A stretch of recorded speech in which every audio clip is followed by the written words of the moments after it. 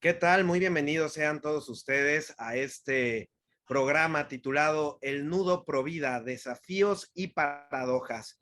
En este contexto actual, donde sabemos bien que el pasado 24 de junio se derogó el fallo del caso Roe versus Wade, con el voto de la mayoría de los magistrados, la Suprema Corte en Estados Unidos puso fin a una sentencia que sirvió durante 5 décadas para dar una base legal al crimen del aborto, esto a nivel federal. Y ahora esto lo deja en manos de los estados. Entonces, habrá que analizar si se trata ya de una victoria definitiva o más bien de una conquista mediana para seguir dando la batalla. Al día siguiente de este suceso, algunos manifestantes pues expresaron su furia tras haber conocido este fallo. Y posteriormente, el 8 de julio, el presidente de Estados Unidos, Joe Biden, firmó una orden ejecutiva para proteger el acceso al aborto. Es decir, vemos cómo el tema vuelve a tomar relevancia, las redes sociales han explotado de nuevo en este debate, mientras en los países de Hispanoamérica sigue esta avanzada por diversas facciones políticas e ideológicas para seguir promoviendo un supuesto derecho al asesinato del ser humano en el vientre materno. Y para analizar esta circunstancia actual, tenemos aquí unos invitados excelentes que ahora quisiera presentar para iniciar este conversatorio. En primer lugar, presento a María Herrera. Ella es abogada y analista política, representante de Vox en Miami.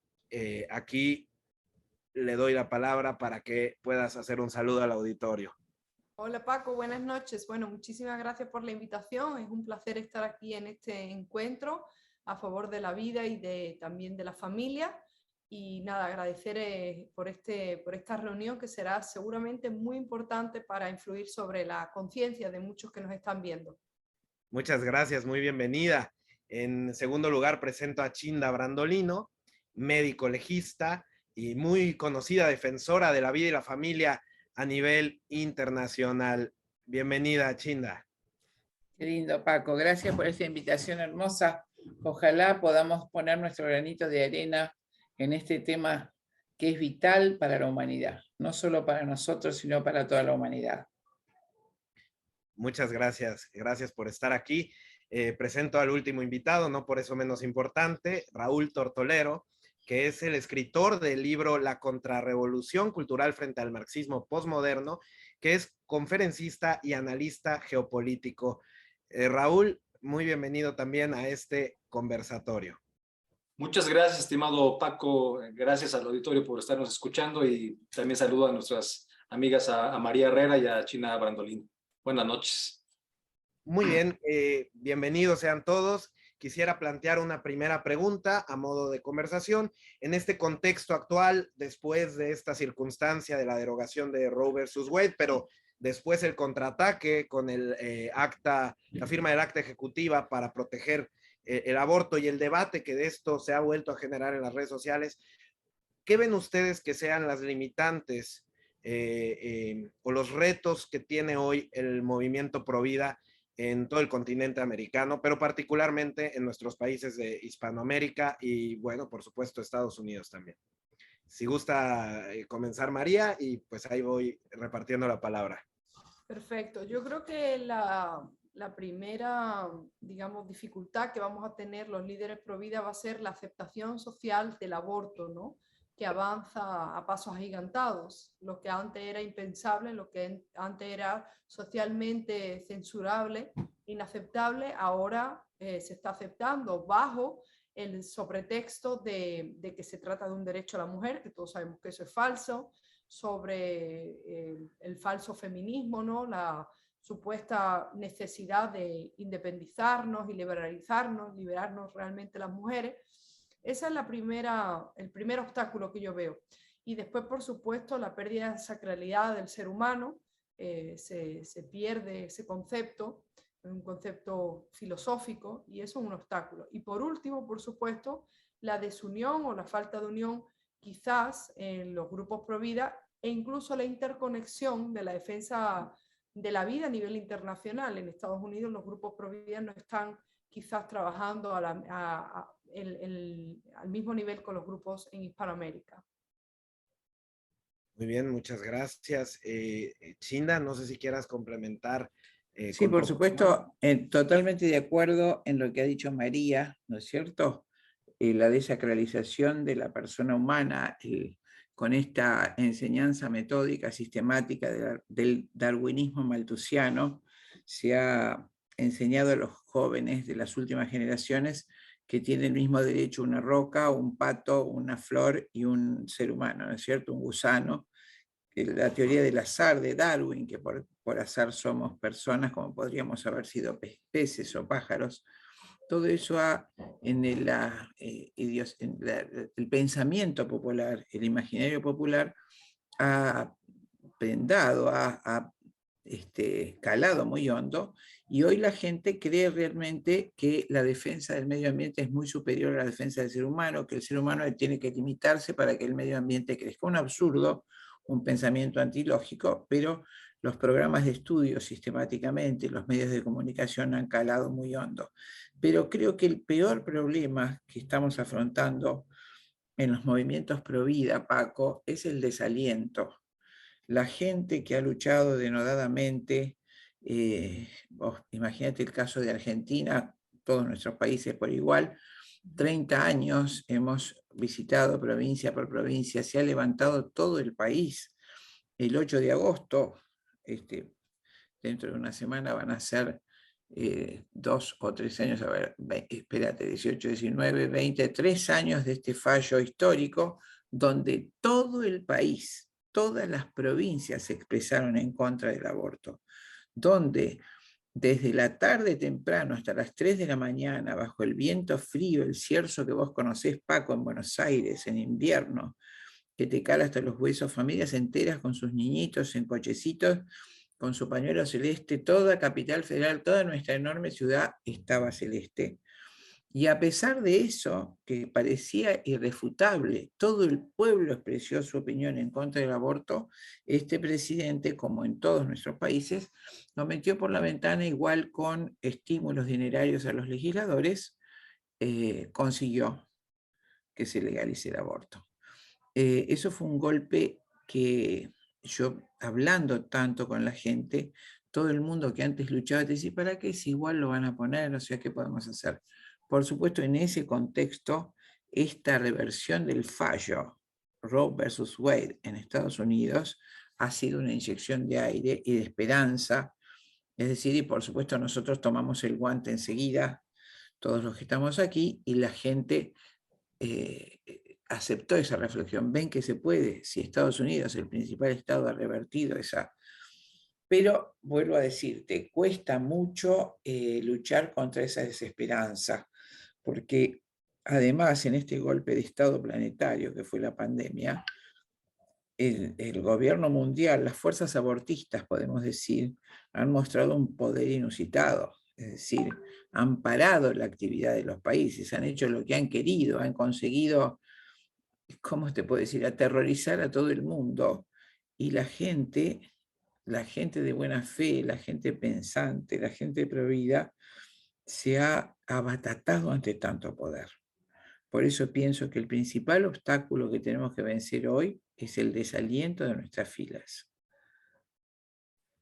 Muchas gracias, Chinda. Ya iré haciendo comentarios sobre lo que han expuesto después de esta primera ronda de opiniones. Creo que por un momento María nos habla de un fallo formativo en la sociedad.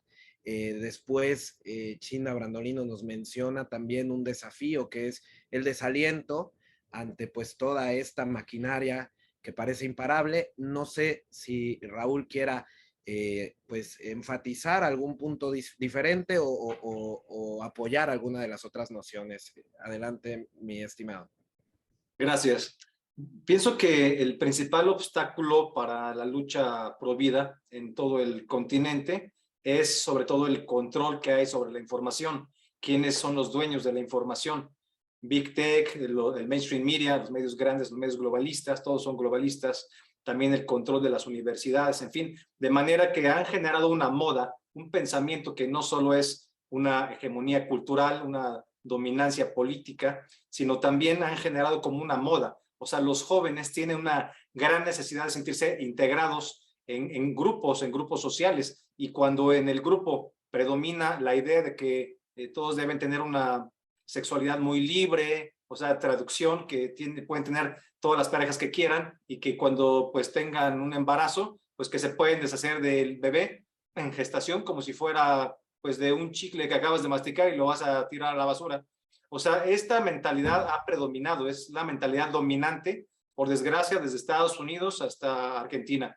Y nos va a costar mucho trabajo a todos los que somos conservadores, pensamiento de derecha, católicos, cristianos, en fin, de revertir esto, porque esta mentalidad, además de todo, la hegemónica, la de izquierda, la progresista, se ha convertido en un gran negocio. Y ese es el principal problema, porque siendo un gran negocio, el negocio de la venta de los fetos, el negocio en sí mismo del aborto, el negocio de las marcas que pues compran estas agendas, ¿no? Vemos que cuando es el día del supremacismo LGBT, un montón de marcas celebran, se suman, hay plataformas de streaming también que compran todo este tipo de contenidos y lo venden, lo ofrecen a la gente. Entonces va a costar mucho trabajo ir revirtiéndolo, y además porque, salvo honradas excepciones, hay mucha tibieza en las grandes capas por vida. O sea, hay núcleos de activistas pues, muy fuertes, que tienen mucha imagen, muy duros, muy guerreros, pero también hay muchísimos católicos, y ahí hago una autocrítica a mi religión, como también de otras religiones, que están a favor de la vida, pero no están dispuestos a hacer absolutamente nada para demostrarlo. No van a ir a solearse, no van a ir a hacer ninguna cosa, les da pena manifestar que son católicos, que son pro vida, ¿no? Entonces creo que la tibieza es un factor determinante, ¿no? Habrá que retomar la lectura bíblica, decir que Dios vomita a los tibios, porque definitivamente las cosas no están para gente tibia, necesita ser aguerrido y echarle para adelante, pero con todo. Y además la unidad, como bien menciona María y China, la unidad es una cuestión clave que no tenemos en este momento tanto como quisiéramos, ¿no? Muchos quieren ser protagonistas. Dios es el centro de nuestras vidas, no nosotros. Tenemos que girar en torno a Él. Es mi más humilde opinión. Sí, me parece que vemos una problemática concatenada para negar lo que sería muy elemental, ¿no? Hace poco me topaba con un video donde enseñaban pues la imagen de un embrión de 7 semanas a los niños, y les preguntaban a los niños chiquitos, ¿qué es esto que tengo aquí? Y todos respondían, es un bebé. Es un bebé, era una noción, digamos, de sentido común evidente. Y para que esto se pudiera eliminar de este paradigma social en el que estamos, evidentemente tuvo que contar con una maquinaria que va en lo social, en lo mediático, pero también en lo político. En aquellos lugares donde no ha podido avanzar la ley por la vía legislativa, se ha impuesto a través del Poder Judicial, como fue el caso de México. Entonces, esto puede generar el desaliento. Después de tantos años de trabajo, se genera el desaliento y pues resulta en la tibieza, ¿no? Esto como problemáticas externas, pero me llama la atención algo que menciona Raúl, ¿cuáles serían estas problemáticas internas del movimiento Provida? Es decir, ¿qué es lo que nos impide tener la unidad o esa digamos, pues sí, esa visión coincidente, esa coincidencia de visión en una estrategia? Aquí en México ha sido muy controversial las distintas posturas, porque en algún momento incluso hubo grupos que adoptaron la narrativa feminista de no criminalización a la mujer, pretendiendo ir a defender la vida también, ¿no? Y entonces aquí se generan problemas que también están a nivel interno. No sé si ustedes han percibido algo de esto. Sí. Lo percibí especialmente en México, eso, donde las mujeres que se suponían pro vida no querían dejar de considerarse feministas. Una diputada del PAN en México me decía, yo soy una mujer empoderada, y sin embargo estoy a favor. claro, es tan grande el desconocimiento y como Raúl ha mencionado, la contrarrevolución cultural, yo siempre he hablado, y así lo pienso, de un grave proceso de desculturización, ¿no? Sería un poco, siguiendo el razonamiento de Raúl, el postestructuralismo, ¿no es cierto?, de construir para construir. Fue vaciado nuestra cultura, los programas de estudio. Entonces, las generaciones de ahora, 40, 45 años, tienen realmente una ignorancia de la historia, una ignorancia de las fuentes de todo lo que nos pasa. Entonces, consideran el feminismo como un movimiento espontáneo, como un cambio de los tiempos que la mujer ha conquistado. Es decir, hay una ignorancia total de los cambios políticos producidos con determinados fines y de que las revoluciones siempre son conducidas justamente por líderes que responden a una finalidad política muy clara. Desde la Revolución Francesa, las finalidades son profundamente anticatólicas, y no hubo nunca movimientos revolucionarios espontáneos, sino que esta revolución anticristiana fue dirigida por líderes, alentada por supuesto por el otro, ¿no? El enemigo de Cristo, el acusador de la especie humana. Pero fíjate que la revolución feminista no escapa a eso, es parte importante, aunque no esencial, de la revolución anticristiana, y que ya empieza con la Revolución Francesa, donde el marqués de Condorcet, el gran digamos, revolucionario francés contra Cristo, dice que hay que hacer que la mujer recobre sus derechos para que pueda militar junto al hombre en forma revolucionaria. Pues ahí se alientan los primeros movimientos feministas, que fueron revoluciones políticas. Eta Palm hace en el derecho de las mujeres. Esta mujer de Gogh, no me acuerdo el nombre de pila, hace la Declaración de los Derechos de la Mujer, siempre con un aliento político exclusivamente, y después le cortan la cabeza a Eta Palm, ¿no es cierto? Los mismos revolucionarios.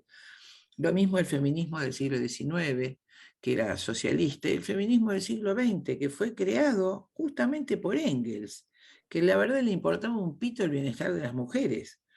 Él lleva la dialéctica marxista al lecho conyugal, donde considera que el hombre es el burgués y la mujer es la proletaria explotada y que tiene que levantarse en revolución contra su marido.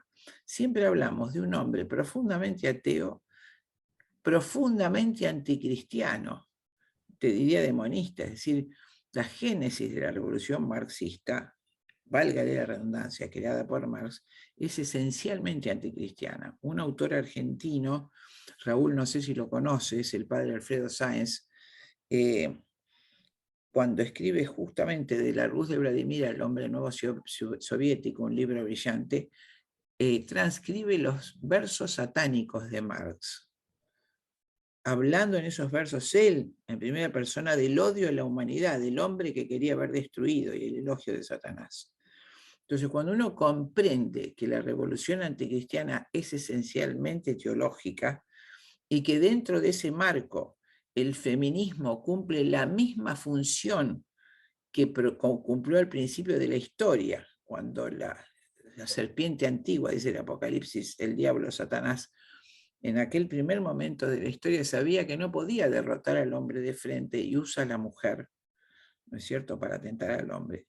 Al fin de los tiempos también, esa mujer cuya función es sublime, está representada en el modelo sublime que es la Madre de Cristo, sabe bien el tentador que va a destruir al hombre a través de ella.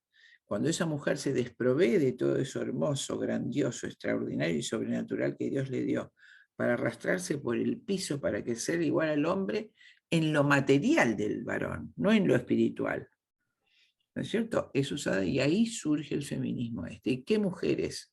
Por supuesto, mujeres viles, infames, pobrecitas como Simone de Beauvoir, como esta otra Margaret Sanger, promiscua por excelencia, ¿no es cierto?, que le hace firmar a su marido la liberación sexual, la libertad sexual de ella.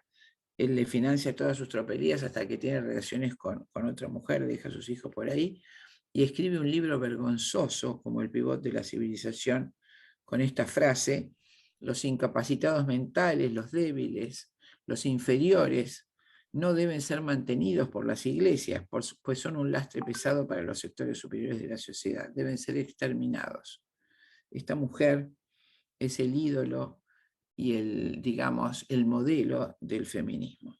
Y sin embargo, como te decía al principio de esta breve exposición, ni siquiera las diputadas de los partidos que se dicen de derecha han leído o han tenido una cultura suficiente para saber identificar que todo el feminismo es malo.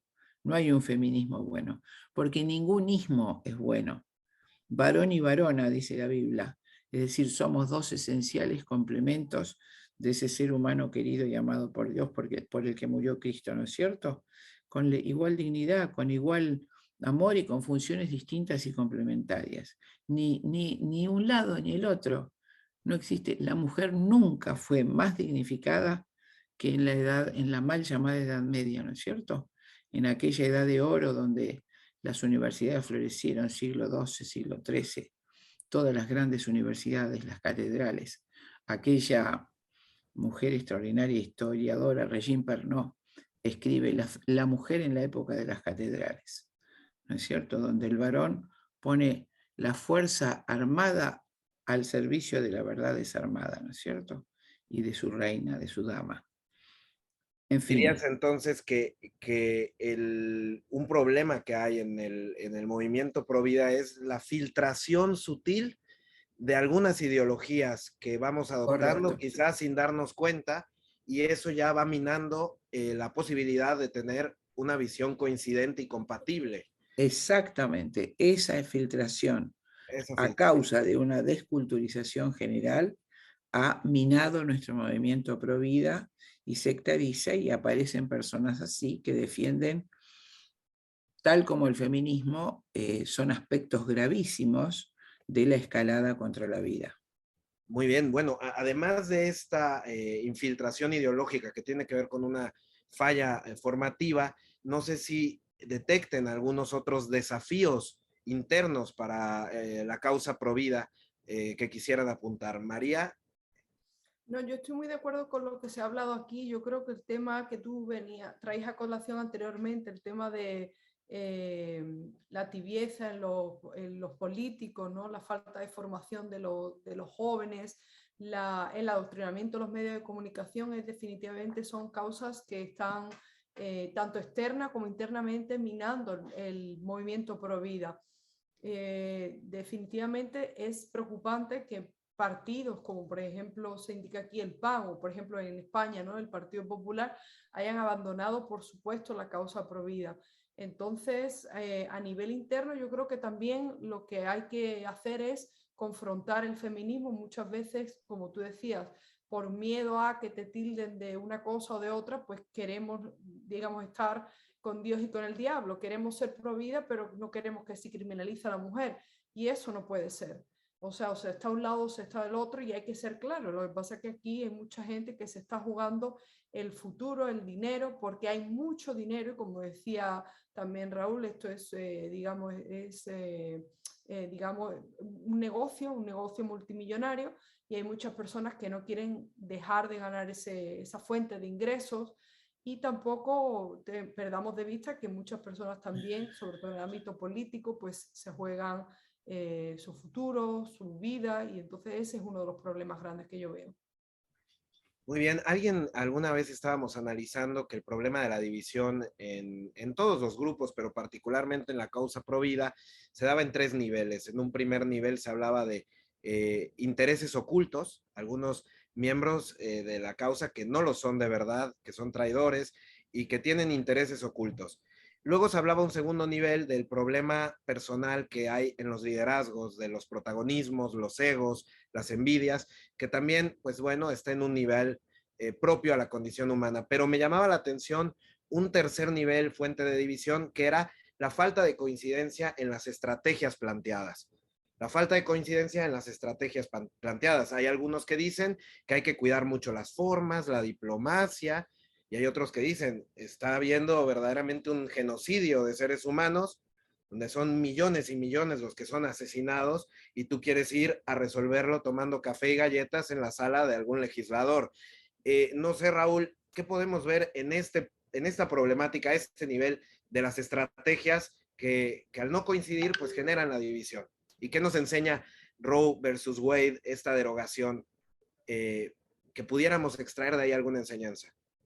Sí, evidentemente hay muchas diferencias entre las estrategias. Hay gente que le apuesta sobre todo al cambio electoral, que piensan en que los diputados deben de ya llevar una agenda pro vida, o si no, no votas por ellos, ¿no? Bueno, está bien, pero yo soy más bien de la idea de que el cambio debe ser más bien cultural, y en ese sentido me refiero a todos los frentes, no solamente limitándonos al plano electoral. Es decir, la lucha es una lucha que tiene que ser jurídica, que tiene que ser financiera, que tiene que ser artística, que tiene que ser deportiva, que tiene que darse en la familia, que tiene que darse en la educación, en las universidades, que tiene que darse realmente en todos los frentes. Debemos ir preparando una nueva mentalidad. Ese es el nacimiento de una nueva derecha, porque si solamente nos limitamos a presionar a los legisladores para que tengan una agenda prohibida, pues realmente en cuanto puedan se van a zafar de esa agenda, van a ganar prometiendo cosas y después no las van a cumplir. Necesitamos que realmente seamos la mayoría los que pensemos de esta manera, y para eso lo necesario es llevar a donde debe ser llevada toda la información, porque en este momento no lo estamos haciendo, no es suficiente el esfuerzo que estamos haciendo. La verdad de las cosas es que cualquiera que pudiera ver un aborto, o sea, ver lo que es realmente un aborto, o vivirlo con la persona junto, es algo trágico, o sea, realmente es algo de miedo, de salir corriendo, ¿no? No es nada deseable. Yo ayer hablaba con Mayra Rodríguez, esta amiga que trabajó 17 años al frente de una clínica de Planned Parenthood en Estados Unidos, ya es activista pro vida hace tiempo, gracias a Dios, pero ella decía, por ejemplo, aspectos muy, muy notorios, que nadie, por ejemplo, puede salir de una clínica de aborto brincando de felicidad, y uno ve pues manifestaciones de estas mujeres pues que evidentemente van pagadas por la mano globalista, estas mujeres del trapo verde, cómo están, hasta lloran, cómo se desgañitan, como si en ello les fuera la vida, ¿no? El aborto, ¿no? O sea, parece que aman más al aborto que cualquier otra causa.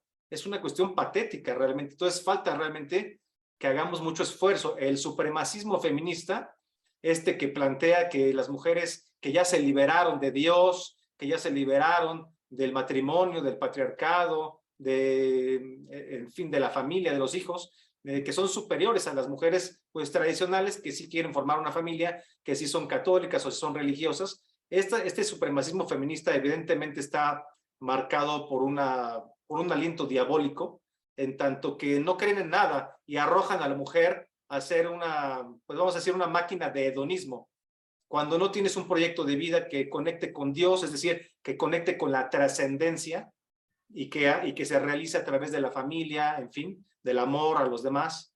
Entonces lo que tienes es nada más una búsqueda desesperada de placer, ya sea placer a través, por ejemplo, de la droga, o de las relaciones sexuales, o de viajes, o de dinero, o de cualquier otra cosa, pero en ninguna de estas cosas la mujer va a poder sentirse satisfecha, porque el supremacismo feminista más bien es un proyecto pues para desbarrancar a las mujeres, y va aunado, va comunicado en este marxismo posmoderno con el supremacismo, con otros supremacismos progresistas, pero veo uno muy particular que también está muy de moda, muy en boga, que es el supremacismo ecoanimalista. Que dice que los seres humanos somos un virus y que hay que acabar con los seres humanos antes que los seres humanos acaben más con el medio ambiente y con los animalitos, ¿no? Evidentemente tenemos que cuidar al planeta y cuidar a los seres vivos, son nuestros hermanos, pero de ninguna manera puede ser que estos señores activistas estén liberando a los cochinitos de un corral, ¿no? Pero al mismo tiempo son favorables al aborto, ¿no? O sea, hemos caído en unas contradicciones aberrantes. Entonces, por eso yo pondría el énfasis en la información. Nuestros esfuerzos para comunicar la tragedia que significa el aborto en lo personal, tanto como en lo social, son insuficientes, ¿no? En este sentido, ya se empiezan a abordar aquí algunas estrategias, algunas sugerencias para tratar de desamarrar este nudo gordiano en la causa provida. No sé si quisieran aportar qué sugerencias, qué estrategias podrían tomar los líderes pro vida, los activistas, para tener más efectividad y poder lograr que se respete la vida humana desde su concepción hasta la muerte natural. China, María, quien guste, adelante. Chida. Empieza María. Ah, perfecto. Bueno, yo creo que una cosa que se ha quedado ahí en el tintero también, Paco, es qué podemos aprender de la revocación de Roe versus Wade, ¿no? Que no lo trató Raúl. Yo creo que es importante entender, yo hice una mesa redonda aquí en Miami con líderes pro vida que nos confirmaban que llevaban pues, precisamente esos 53 años trabajando, muchos de ellos desde que eran niñas con su madre para revocar esto. Entonces las estrategias que nos contaban y que habían servido de la unión definitivamente de las organizaciones sin ánimo de lucro con las iglesias cristianas, católicas, evangelistas, la educación a nivel de lo que se llama aquí el grassroots movement, es decir, los movimientos a pie de calle. Y definitivamente también en los últimos años, sobre todo, la creación de nuevos medios de comunicación conservadores para contrarrestar la hegemonía periodística o progresista. Eso ha sido muy importante. El Internet en los últimos años también ha permitido a muchos líderes pro vida romper, ¿no? con la censura, entre comillas, porque desde luego se ha enfocado más en los últimos años en los conservadores, pero han surgido muchos influencers y han surgido muchas personas que con su testimonio, como decía Raúl, el caso de Mayra Rodríguez, están cambiando la perspectiva de las personas. En la unión está la fuerza. Yo creo que es importantísimo que personas como Mayra se les dé una plataforma, se les apoya haciéndole entrevistas como hizo Raúl. Mañana la vamos a entrevistar nosotros aquí en Miami. Eso es importantísimo. Y después, otras estrategias que hay que hacer, confrontar al feminismo directamente, a las feministas. Es algo que mucha gente no quiere hacer porque se siente, en caso también de las mujeres, se sienten como que en la disyuntiva de decir, bueno, pero si somos mujeres, no nos gusta enfrentarnos a otras mujeres simplemente por el hecho de ser mujeres y respetarnos, pero eso no está bien porque hay mujeres buenas como malas, como hombres buenos y malos, y yo creo que hay que enfrentarse a estas mujeres que llevan a cabo y defienden teorías absolutamente horribles que conllevan además, no solo acabar con la vida de millones de seres no nacidos, sino acabar con la vida de muchas mujeres que después del aborto, pues no, ¿me entienden? No recuperan su alegría de vivir, que tienen depresiones, que viven una vida pues muy, muy diferente a la que ellas hubieran gustado.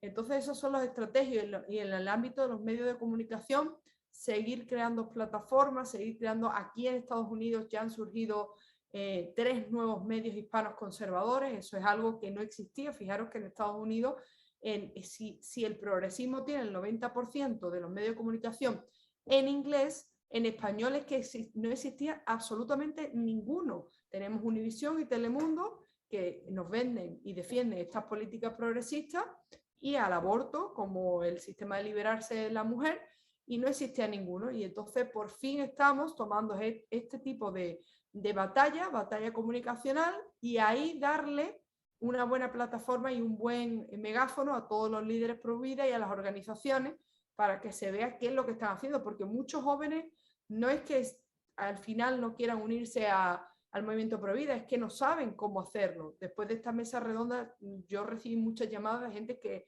jóvenes que querían hacer voluntariado, que no sabían de la existencia de estas organizaciones pro vida, y el testimonio de personas mayores pues les ha inspirado.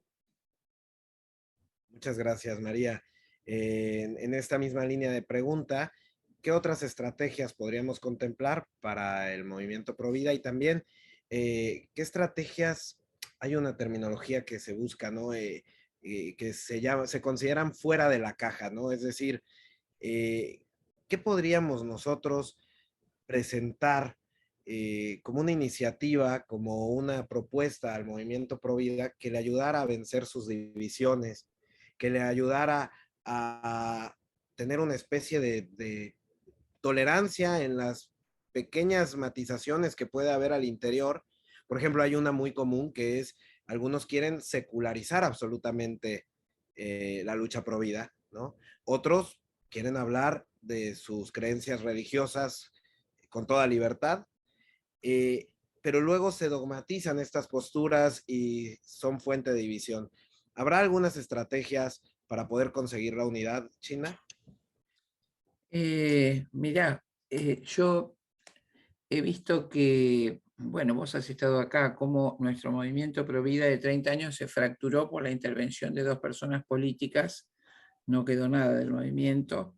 Vos me acompañaste en ese momento cuando yo había consolidado un frente federal por la familia y por la vida, recorrí todas las provincias y luego la intervención con los medios, con mucho dinero, lo terminó. De manera que es muy difícil unirlo.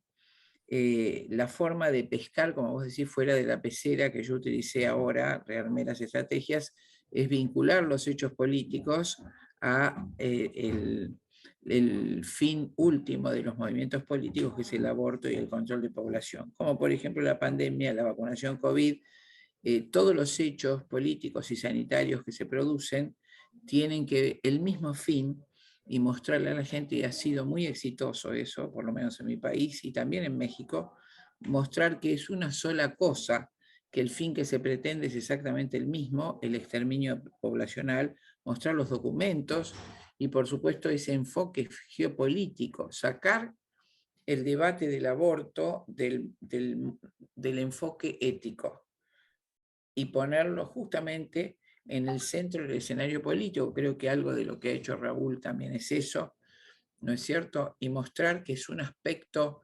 central de la política internacional para el exterminio de la población del hemisferio sur o del mundo cristiano, podría decirte. Creo que es ir a, justamente cuando a mí me citan para hablar de estos temas sanitarios, siempre vinculo al aborto estas políticas y realmente ha sido exitoso y se vuelve a unificar la gente dejando de lado esas diferencias, viendo que el ataque se da desde otra perspectiva, pero que la finalidad es la misma, el exterminio poblacional. Me parece que esa es una buena estrategia, ¿no? Sacar el debate sobre el aborto del enfoque ético, todos sabemos que es malo, y llevarlo al escenario político e ir a otros escenarios con los temas candentes. En este momento, te vuelvo a decir, es la pandemia, la vacunación, el sentido del COVID, recordar lo que quiere decir COVID, código obligatorio de vacunación e identificación digital, mostrar toda la manipulación que tiene la misma finalidad que la legalización del aborto. Eso unifica nuevamente a la gente y se disuelven las diferencias, pero estar preparados y que no nos tome de sorpresa esta interferencia del mundo político que cuenta con todos los medios, con todo el dinero, con todos los medios masivos de comunicación, que nuevamente siembre la división. En ese sentido, te digo que todavía estoy meditando cuál puede ser la prevención para alertar a nuestras filas ante un futuro embate para dividirlas nuevamente. No lo sé, lo estoy meditando. Muchas gracias. Me quedan dos preguntas, dos temas de conversación muy breves. ¿Qué podremos aprender de la derogación de Roe versus Wade?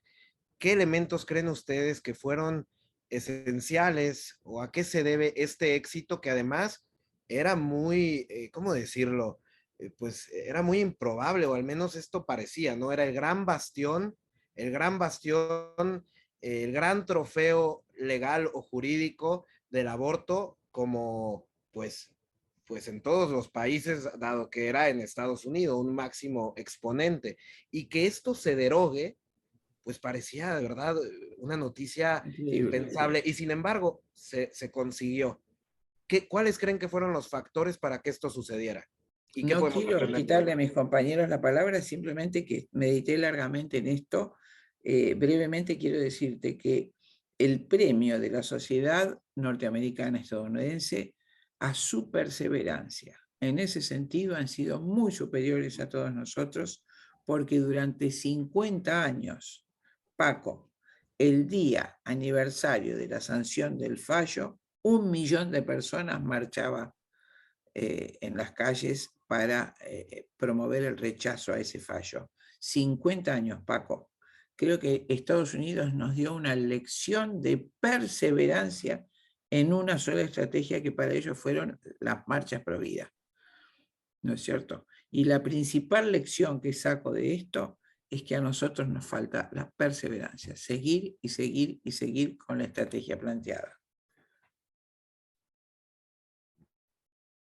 Muy interesante. María, no sé, Raúl, si gustan añadir Sí, o... gracias. Bueno, te voy a decir que a pesar de que tiene razón Chinda en que todo esto es una cuestión también de perseverancia, yo no subestimaría también el valor que tuvo, por un lado, Donald Trump, porque Sí, sin ninguna duda, de no haber estado él en el poder y haber nombrado estos jueces en la Suprema Corte, no se hubiera podido lograr esta anulación. O sea, eso es definitivo. La figura, a mucha gente le molesta a Donald Trump porque, pues, su personalidad es complicada, de pronto tiene exabruptos, algunas cosillas, ¿no? Y en México, pues tú lo sabes, Paco, pues ha dicho algunas menciones de algunas características de algunos mexicanos que pues no se portan muy bien, etcétera, ¿no? Pero realmente es un ícono, hay que reconocerlo también, es lo justo. Así es. no, Es un ícono de la defensa de los valores tradicionales de Occidente, o sea, le pese a quien le pese, ¿no? Es lo que significa Donald Trump con todo y su pasado, que puede ser que no nos guste y todo, es una persona que marchó en una manifestación pro vida, que toma la Biblia en su mano, una persona que realmente pues, no le da temor decir lo que tiene que decir, hacer lo correcto. Eso es muy valioso, es sumamente valioso, es algo como oro molido, diría yo. Realmente tener pantalones. Además, otra cosa, no solamente es valentía, sino que además lo que dice Chinda tiene mucha razón, o sea, se han ido preparando cuadros y cuadros durante muchísimo tiempo, en estos 50 años, desde el 73 hasta ahora que se acaba de anular, y en ese tiempo sucedió que estos jueces obtuvieron su preparación, su entrenamiento, crecieron y estudiaron, y pudieron ser nombrados, pero cuando eran nombrados ya eran conservadores, ya tenían esta formación religiosa, esta formación educativa, universitaria, ¿sí? Entonces, no nada más era la valentía de nombrarlos, porque es que también hay que ver que echar para atrás algo que tiene 50 años encima es brutal, es un terremoto, o sea, realmente lo que causó Donald Trump y estos jueces es súper valioso, es algo que va a arrastrar a nivel opinión pública a toda Hispanoamérica y también a Europa. Ahora ya todo el mundo se está preguntando, entonces llevamos 50 años haciendo tonterías globalistas, progresismo que no tiene ningún sentido, que no nos va a llevar a ningún lado. O sea, el solo hecho de que esa pregunta crítica esté ya puesta sobre la mesa es muy valioso. O sea, claro que sí, ¿no? A todo el mundo se le movió el tapete, por decirlo coloquialmente, ¿no? sí, sí, de acuerdo. Una situación que vimos es también que llama la atención en los debates previos a su primer periodo presidencial. Donald Trump había dicho en los debates, nombraré a 2 o 3 jueces y bueno, ellos pues van a tener que derogar el fallo de Roe versus Wade y llamaba la atención cómo era casi profético. Y esto es porque estamos acostumbrados a que los políticos en la democracia representativa pues no están vinculados con ninguna suerte de mecanismo jurídico a cumplir sus promesas. Por eso cuando alguien la cumple y la cumple con tal cabalidad, pues resalta, ¿no? Es de resaltar. Y aquí viene pues esta otra cuestión que siempre hemos querido como que diluir la problemática del aborto, no usar los términos que pudieran resultar ofensivos, y yo creo que aquí hubo una consistencia de decir, a ver, espérate, para guardar formalismos, un día que no estén asesinando millones de seres humanos inocentes, guardaremos los formalismos, ¿no? Correcto. No sé si en este sentido puede haber alguna estrategia más. María, si quisieras hacer algún comentario o pasamos ya a la última parte. Pasemos a la última parte. Yo creo que Muy es bien. importante todo lo que ha dicho Raúl. Muy bien. Bueno, pues ya para terminar y aquí a modo de comercial, queremos invitar a todos los que están viendo este programa a que participen y se inscriban en el curso del qué al cómo. Lógica no ordinaria para una batalla extraordinaria. El creador de este curso fue el gran amigo Arturo Segovia, gran estratega y activista pro vida, pero además verdaderamente un genio en la formación de cuadros y en la estrategia sociopolítica. Entonces, bueno, él dejó mucho material. Él, pues bueno, ahora esperemos esté en mejor vida, en paz descanse. A todos nos dolió mucho la pérdida de este elemento tan grande que yo decía, ¿cómo es posible, Señor, que en medio de la peor batalla te llevas a los mejores guerreros, ¿no? Así pensé, eso mismo sentí yo, querido Paco. Sí, ¿verdad? De repente es algo misterioso, pero quizá Dios sabe que pueden ayudar más desde el cielo, ¿no? Entonces, pues no lo sé, lo dejamos a la providencia, pero creo que es muy valioso entrar a esta formación. Creo que aquí se habló de esto como problemática y también como una base esencial de la estrategia. Entonces, el curso del qué al cómo, lógica no ordinaria para una batalla extraordinaria, que además tiene acreditación oficial de valor curricular ante la Secretaría del Trabajo aquí en México y empezará el jueves 25 de agosto. Ahorita tendrán la información en pantalla, lo que nos están viendo, y también dejaremos los enlaces correspondientes. Terminamos entonces este conversatorio con una pregunta breve a cada uno de los tres, que es, ¿qué consejo le darías tú a un activista pro vida, alguien que quiere luchar en favor de la causa pro vida, ponerle fin al aborto de una buena vez por todas? En 2 minutos, ¿cuál sería tu consejo a este activista, a este luchador en favor de la vida? Adelante, si gustan, ahora vamos al revés. Raúl, Chinda y María. Bueno, muchas gracias. Pues yo el consejo que le daría, lo tengo que poner de esta manera, es que se entregue a Dios, que entregue su vida, su trabajo a Dios, que todas sus actividades no sean para gloria propia, sino para Dios, que sean una ofrenda. Yo creo que de ahí, entendiendo que Dios es el centro de nuestras vidas y que no puede haber ninguna otra cosa, por mucho que nos guste, que sea superior a eso, o sea, ordenando bien nuestros valores, creo que todo lo demás se va a dar por añadidura. Evidentemente, si amas a Dios y respetas lo que Dios quiere, la vida que nos entrega, no vas a andar promoviendo el aborto. Pero también si tu lucha pro vida es ofrendada a Dios, lo vas a hacer con mayor pasión. Y aquí es un asunto que es muy necesaria la pasión, no está de sobra. Es decir, no podemos luchar nada más con gente tibia, se requieren guerreros de a de veras. Y te voy a decir que aquí voy a retomar lo que estabas comentando de nuestro querido Arturo Segovia. Mira, no solo que nos apoye desde el cielo, sino que también lo considero humildemente, lo voy a decir así, como un mártir de nuestra causa, porque él murió en la pelea, ¿ves? O sea, un día antes, si tú lo sabes, estaba peleando, estaba luchando por estas causas, estaba en el hospital y estaba preguntando cómo iban los programas, cómo iba la educación. Para mí es un mártir, para mí es un mártir de nuestra causa, debemos de tenerle un gran respeto y pues seguir su ejemplo. Creo que nos motiva, que a pesar de que se haya ido, nos dejó un gran ejemplo, ¿no? Entonces, pues yo básicamente el consejo que le daré a la gente es que amen a Dios por encima de todas las cosas y que por lo tanto sigan el camino de la vida. Dios nos regaló la vida, hay que cuidarla y hay que protegerla en todas sus expresiones y desde la concepción hasta la muerte natural. Gracias, Raúl. Gracias por tus palabras. Chinda. Hermoso, efectivamente, lo que dijo Raúl, por supuesto, el apasionamiento y el servicio a Dios. Lo único que agregaría es la humildad de no pensar que somos nosotros, sino que es Dios el que está obrando, y no esperar nada para nosotros, sino que nuestra causa trasciende nuestra vida y es una estrategia sin tiempo. El que viene seguirá y el que viene seguirá. Esta gran cristiada que se inició en México, invito siempre a todos los que me escuchan a hacerlo por Dios nuestro Señor, como dijo Raúl, y no esperar que nuestro nombre figure en ninguna parte. Solamente somos soldados de Cristo y de la defensa del más débiles, el más débil de los seres humanos, el niño por nacer. Nada más. Muchas gracias, Chinda. Muchas gracias. Me recordó aquel pasaje del Evangelio de solo somos siervos torpes que estábamos haciendo lo que teníamos que hacer, ¿no? Así Pero es. bueno, María, ¿algún consejo que darías a algún activista, a algún luchador pro vida para dar la batalla?